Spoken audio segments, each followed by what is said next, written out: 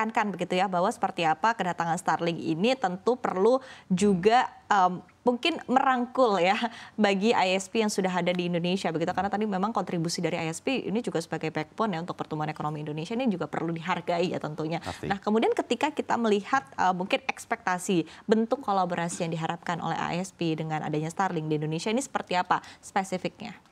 Yang pertama kalau menurut saya tadi demi menjaga ekosistem internet lah ya juga tetap terjaga dengan baik. Yang pertama yang memang kita dorong adalah kerjasama jual kembali. Dalam artian kita berharap Starlink dapat melakukan channel-channel kerjasama untuk menjual produk mereka. Jadi si ISP ini punya hak juga untuk menjual produk-produk Starlink lah, kurang lebih seperti itu. Sehingga win-win menurut saya. Dua-duanya tetap terakomodir. Yang kedua di luar itu mungkin itu kan yang retail, bisa juga kerjasama dalam bentuk B2B untuk mungkin menjual pipanya aja atau seperti apa. Jadi B2B bisnis juga bisa dilakukan untuk seperti provider-provider visat lainnya sebenarnya. Jadi berlaku seperti hal yang sama. Ya di luar itu ya tadi Starlink ya bagian dari komunitas ya juga harus mungkin melakukan aktivitas sama kayak ISP lainnya seperti connect mungkin ke Indonesia Internet Exchange, juga mereka juga melakukan hal-hal lainnya yang persis sama yang dilakukan oleh ISP-ISP yang udah ada di Indonesia ya tentunya ya. Karena ini juga udah lebih dalam rangka menjaga ekosistem bisnis yang udah terjalin sangat lama. Tentunya kita paham mereka hadir cukup mengagetkan semua orang gitu kurang lebih. Karena dengan prosesnya juga lumayan cepat prosesnya dengan cepat juga kita juga sebenarnya ya dalam hal ini sedikit menyinggung ya dengan kehadiran mereka yang cepat dan berkesan ini spesial gitu. Walaupun betul mereka mengikuti semua regulasi yang ada di Indonesia. Mereka mengurus izin A, B, C. Mereka punya PT, mereka punya kantor. Mereka udah keluar izin dari Kominfo-nya gitu ya.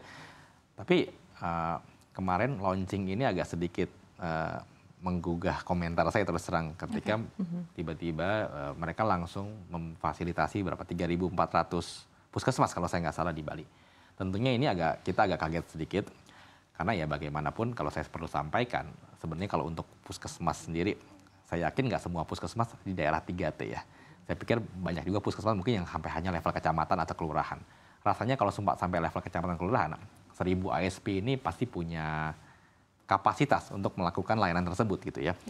Yang kita agak sayangkan kenapa pemerintah juga nggak ngajak kita ngobrol dulu. Teman-teman ISP Indonesia, kenapa kita nggak diajak bicara dulu. Kalau memang sisanya kita nggak bisa, nggak ada masalah.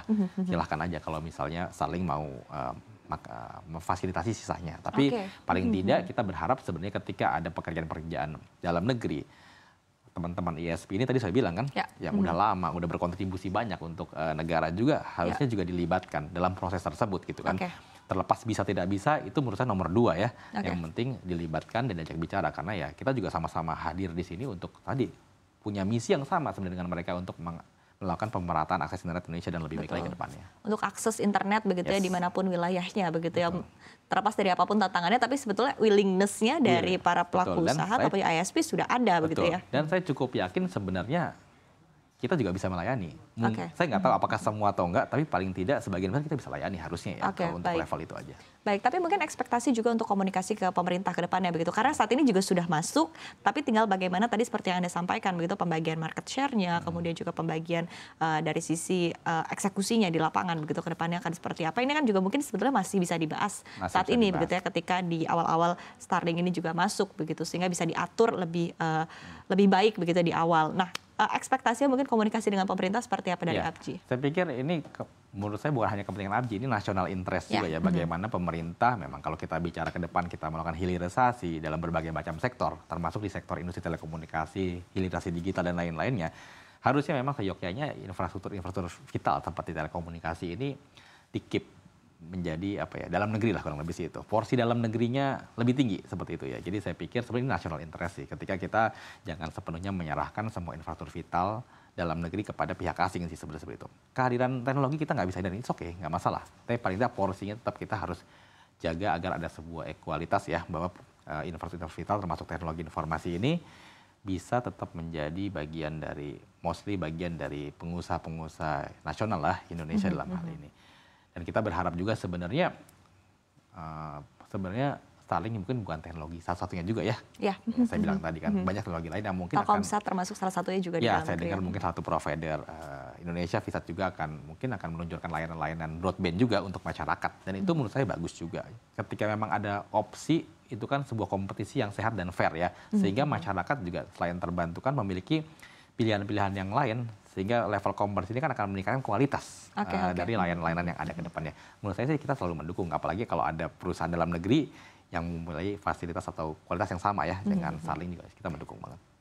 Oke, baik. Tapi pertanyaan terakhir ini, ketika tadi ada menyebutkan begitu ya bahwa ketika berkompetisi ini kan artinya lebih baik begitu ya. Tapi willingness ataupun juga mungkin keberanian dari ISP ataupun juga dari berbagai usaha begitu yang ada di Indonesia untuk menyaingi Starlink ke depannya seperti apa? Karena kita ketahui dan kita paham betul begitu ya bahwa Starlink ini juga sangat besar dan sangat masif juga, globally scale begitu, seperti apa?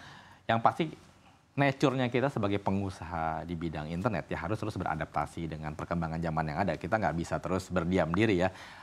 Tapi ini ya, jujur men-trigger teman-teman ISP, baik itu pemain Visat sendiri, baik itu pemain fiber optic sendiri, bahwa memang akan ada sebuah layanan yang kita harus putar otak lagi gitu ya, untuk meningkatkan layanan kita, meningkatkan mungkin kualitas kita, meningkatkan mungkin persaingan harga kita seperti apa di market, sehingga ya tadi, walaupun dengan hadirnya teknologi Starlink atau apapun itu, kita tetap dapat menjaga market share kita juga tetap ada gitu. Jangan sampai semua market share hilang gara-gara salah satu provider masuk tiba-tiba gitu kan ya.